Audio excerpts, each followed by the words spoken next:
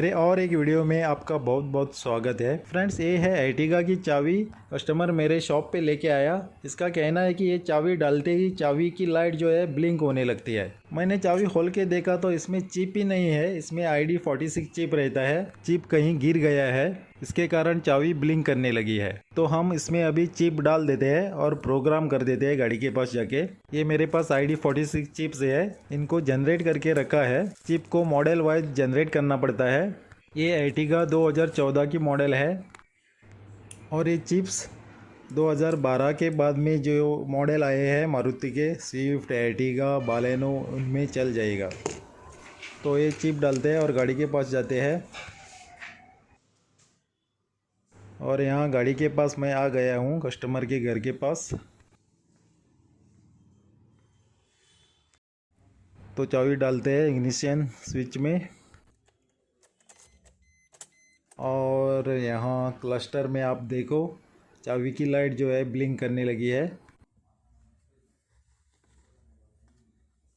अभी इसको प्रोग्राम कर देते हैं एक्स टूल के ऊपर PS70 Pro से। स्कैनर में हमको जाना है इंडिया में और सिलेक्ट करना है मारुति। यहाँ इमोबिलाइज़र सिलेक्ट करना है, फिर से इंडिया। थोड़ा बैक जाके देखते हैं इधर क्या है।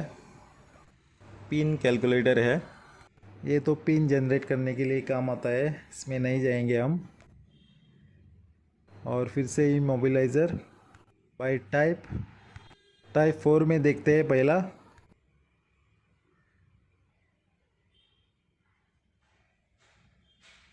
चाबी ऑन है और ब्लिंक कर रही है। स्कैनर इमोबिलाइज़र को कनेक्ट होने में थोड़ा टाइम लेता है।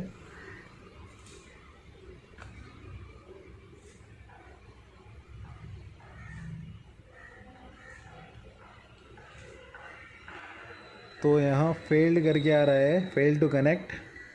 ओके, हम दूसरे ऑप्शन में जाते हैं, टाइप 5 में जाते हैं। की programming free pin code select करते हैं। यहाँ चाबी डालने को बोल रहा है, चाबी तो पहले से लगा दी है और ऑन भी है। ओके करते हैं। यहाँ हमारी की प्रोग्राम हो चुकी है। अभी दूसरी की प्रोग्राम करने के लिए मांग रहा है। हमारे पास तो और की नहीं है, एक ही है, इसको नो कर देते हैं।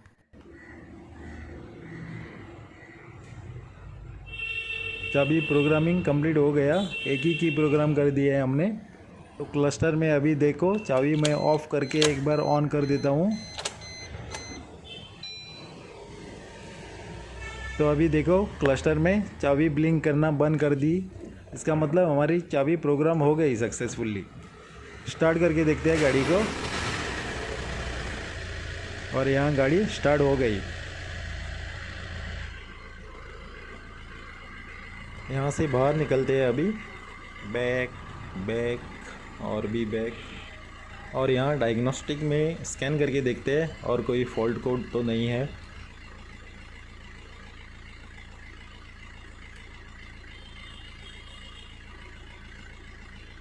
ऑटोमेटिक में तो नहीं स्कैन हो रहा है, अभी मैनुअल में देखते हैं। यहाँ इंडिया और अपनी गाड़ी है अर्टिगा।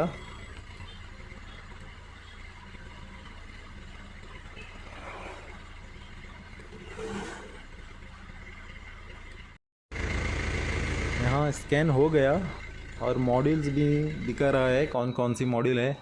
आपने नोट किया होगा इसमें एक मॉडल नहीं दिखा रहा है, वो है ECM दिखा नहीं रहा है इसमें। क्या मालूम क्या प्रॉब्लम है। गाड़ी स्टार्टिंग में तो कोई प्रॉब्लम नहीं है और क्लस्टर में कोई चेक इंजन लाइट भी नहीं है, लेकिन यहाँ स्कैनर में ECM मॉडल नहीं दिखा रहा है। तो कस्टमर का भी कोई कंप्लेन नहीं है, तो हम इसको भूल जाते हैं अभी ECM को स्कैनर में से। ECM स्कैन करके देखते हैं पहला क्या फॉल्ट कोड है। कोई फॉल्ट कोड नहीं है।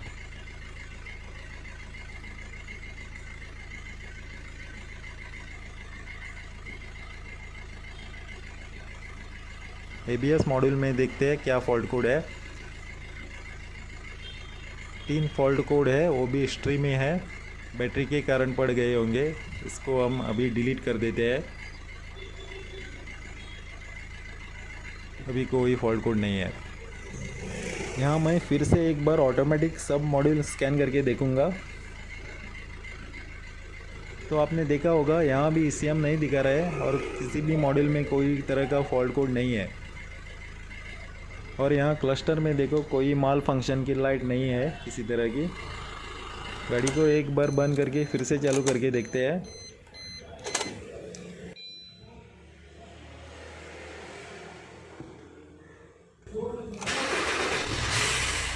गाड़ी स्टार्टिंग एकदम नॉर्मल है, तो हमारा ये काम पूरा हो गया। तो फ्रेंड्स, आज के वीडियो में बस इतना ही। वीडियो हेल्पफुल है तो प्लीज़ लाइक दे दीजिए और मिलते हैं अगले वीडियो में। Thanks for watching.